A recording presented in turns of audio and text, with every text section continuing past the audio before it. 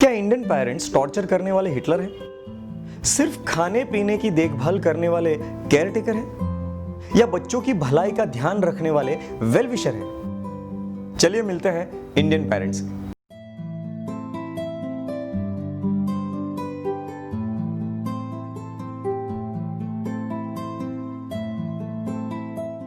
नमस्कार, ज्योत संस्था आपका स्वागत करती है।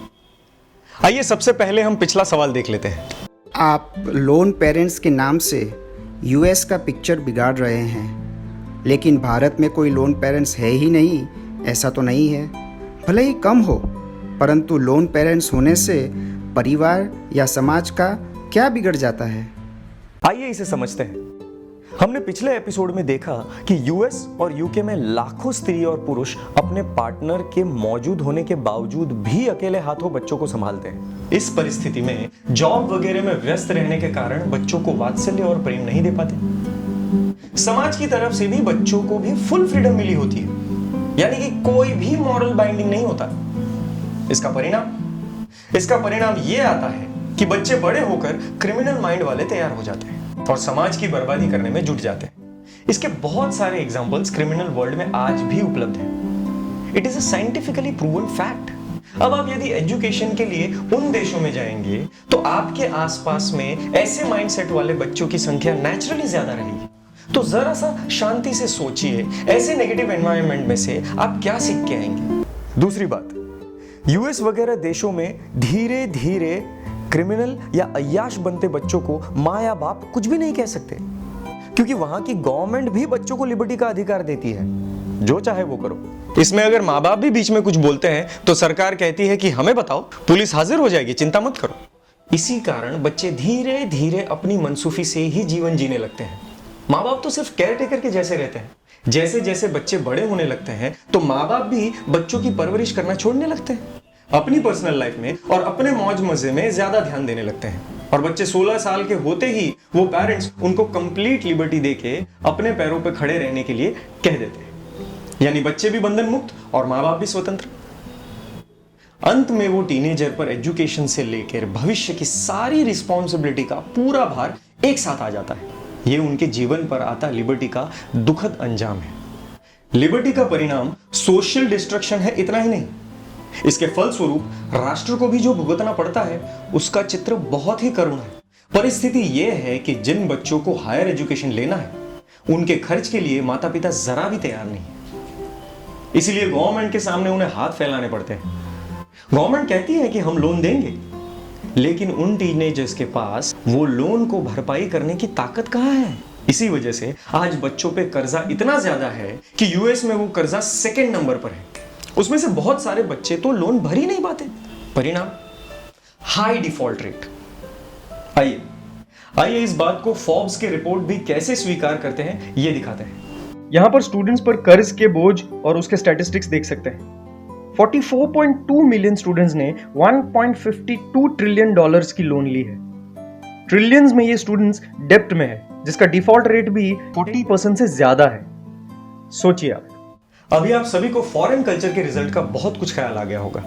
उसी के सामने जहां ऐसी लिबर्टी नहीं दी जाती, ऐसे इंडियन कल्चर के पेरेंट्स की ओर भी एक नजर कर लेते हैं। इंडियन पेरेंट्स के लिए आज का नजरिया ऐसा है कि वो बच्चों को बिन जरूरी टॉर्चर करते रहते हैं। मॉरल पुलिसिंग चालू ही रहती है। बच्चों को खाने पीने जैसी चीजों में भी पूरी लिबर्टी नहीं दी जाती, तो आगे की तो बात ही कहां करेंगे। लेकिन इन सब विचारों में हम एक महत्वपूर्ण बात भूल ही जाते हैं कि हमारे पेरेंट्स इंडियन पेरेंट्स हैं। वे कभी सोच ही नहीं सकते कि बच्चा मेरी रिस्पॉन्सिबिलिटी या बोझ है। वे तो ऐसा ही मानते हैं कि उसके सुख में ही मेरा सुख है। वो बच्चे को सिर्फ जन्म नहीं देते, बल्कि उसके जीवन के प्रत्येक पहलू को सुखी, विकसित, सशक्त और स्वनिर्भर बनाने के लिए अपना पूरा जीवन सैक्रिफाइस कर देते हैं। बच्चा जब से पेट में आता है तब से उसके परवरिश में इंडियन माँ बाप लग जाते हैं। जन्म के बाद मेरे बच्चे की हेल्थ एकदम फिट रहे, उसका मानसिक विकास या तो संस्कार अच्छी तरह से हो, उसके लिए माँ बाप हमेशा चिंतित रहते हैं। कहीं कुछ भी कमी नजर आई तो उसको सुधारने के लिए भाग दौड़ में लग जाते हैं। कई बार तो ऐसा भी होता है कि बच्चा बोलने में, सोचने में, सुनने में या तो दूसरी कोई बॉडी ऑर्गन्स में बड़ी कमी वाला होता है, तो माँ बाप उसके पीछे महीनों या सालों तक भाग दौड़ करते हैं और कर्जा करके भी बच्चे की ट्रीटमेंट करवाते हैं। आगे बढ़कर बच्चे को जब पढ़ाई कराने का समय आता है तब बेस्ट पॉसिबल एफर्ट्स करते हैं। बच्चा यदि एक्स्ट्रा ऑर्डिनरी है या तो डल है तो उसके लिए स्पेशल एफर्ट्स करते हैं। अच्छा एजुकेशन जहां कहीं मिले तो प्राप्त करवाने के लिए खुद भाग दौड़ करते हैं। साथ साथ अपने बच्चे को कोई बुरी आदत तो नहीं लगी है, कहीं बुरे फ्रेंड्स के चक्कर में तो नहीं फंस गया है, उसका भी पूरा ख्याल रखते हैं।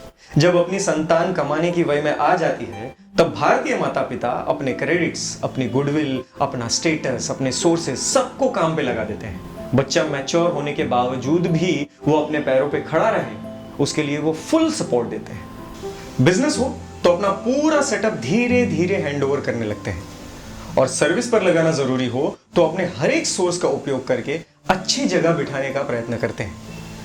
आगे बढ़कर जब बच्चों की शादी का वक्त आता है तब अपने अनुभव का पूरा उपयोग करके सारे रिचुअल्स अच्छी तरह से निभाते हैं। पूरा बर्डन अपने कंधों पे उठा के हर एक अवसर पे जी जान से मेहनत करते हैं।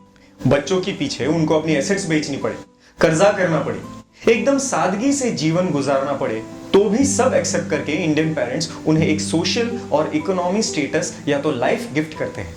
इतना कम हो तो बच्चों को इंडिपेंडेंट बनाने के बाद भी इंडियन पेरेंट्स अपनी अंतिम सांस तक उनके सुख दुख की, उनके रिश्तों की, उनके आर्थिक और सामाजिक स्टेटस की और आगे बढ़कर उनके बच्चों की परवरिश और चिंता भी करते हैं। कभी भी उनके जीवन में आर्थिक या पारिवारिक या दूसरा कोई संकट आए तो पूरा सपोर्ट करने के लिए हर दम तैयार रहते हैं। इसलिए इंडियन पेरेंट्स वर्ल्ड में अनपैरेलल्ड हैं। अब ऐसे पेरेंट्स अपने बच्चों को हैरेस करना तो नहीं चाहेंगे ना, तो भी इनका रिस्ट्रिक्शन अगर बच्चों को हैरेसमेंट लगता है तो शायद बच्चे माँ बाप के व्यूज को नहीं समझ पा रहे हैं। लेकिन अपने माँ बाप पुराने जमाने के हैं, आज के टाइम में उनके विचार उपयोगी नहीं है। तो देखिए जमाना बदलता है लेकिन जिंदगी जीने के लिए जो बुनियादी आवश्यकताएं हैं वो कभी नहीं बदलती। हमारे लाइफ के बेसिक फंडामेंटल्स कभी चेंज नहीं होते। फॉर एग्जाम्पल, क्या खाने से हेल्थ अच्छी रहेगी या बिगड़ेगी, उसमें जितनी समझ माता पिता को होगी उतनी आजकल के फास्ट फूड खाने वाले बच्चों को कैसे होगी। हो सकता है कि माता पिता को स्विगी से फूड ऑर्डर कैसे करें वो ना पता चले, पर कौन से फूड से हेल्थ पर क्या इंपैक्ट पड़ेगी वो तो अच्छी तरह से समझ सकते हैं वो। उसी तरह पैसों की लेन देन, स्वजन मित्र, क्लाइंट पार्टनर या तो फिर अपरिचित लोगों के साथ व्यवहार करना, जिंदगी की जरूरत की चीजों को परखना वगैरह लाइफ की बुनियादी बातों में उनका एक्सपीरियंस और नॉलेज ज्यादा ही होता है। वे कोई मूर्ख नहीं है। वो कहते हैं ना कि उन्होंने हमसे ज्यादा दिवाली देखी। ये बात बिल्कुल सही है। पूरे परिवार को सालों तक निभाया है, बदलती हुई जनरेशन को नजदीकी से देखा है, तब जाके वो कोई बात करते होंगे ना। तो बच्चों के लिए क्या करना अप्रोप्रिएट है, उनके एक्सपीरियंस वाले व्यूज समझकर उनके साथ समझदारी पूर्वक चलना है या फिर उनको इग्नोर करके ऐसे बिहेव करना है कि वे कभी अपनी इच्छा या प्रेम से अपना एक्सपीरियंस शेयर ही ना करें, हमारे भले के लिए भविष्य के बारे में सावधान भी ना करें। ये चॉइस हमारी। चलो एक बार माता पिता तो ठीक है, लेकिन इंडियन सोसाइटी भी कहां कम है।